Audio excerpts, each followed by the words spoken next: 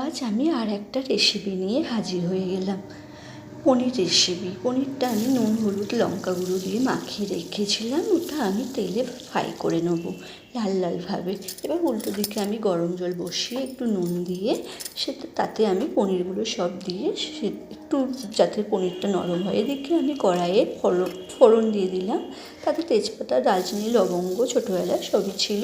এবার আমি গ্রেভিটা আমি দিয়ে কষিয়ে নেবো। গ্রেভিটার মধ্যে ছিল মগজদানা, সাদা তিল, কাজু বাদাম, টমেটো, আদা, কাঁচা লঙ্কা আর ছোটো এলাচ, লবঙ্গ, দারচিনি। এবার আমি মশলাটা কষিয়ে নিলাম। এতে হলুদ পড়বে না, আমি নুন আর লঙ্কা গুঁড়ো দিয়ে মশলাটা কষিয়ে নিয়ে স্বাদ যাতে ভালো হয় তার জন্য একটু চিনি দিয়ে দিয়েছি, আর তার মধ্যে একটু ক্যাপসিকাম দিয়েছি। তোমরা যদি চাও দিতে পারো, না চাইলেও অসুবিধে নেই। এবার আমি তার ক্যাপসিকামটা দিয়ে ভালোভাবে কষিয়ে এবার আমি পনিরগুলো দিয়ে এবার আমি আরও ভালোভাবে কষিয়ে নেবো। কষানো আবার হয়ে গেছে, এতে আমি এবার দুধটা ঢেলে দেবো।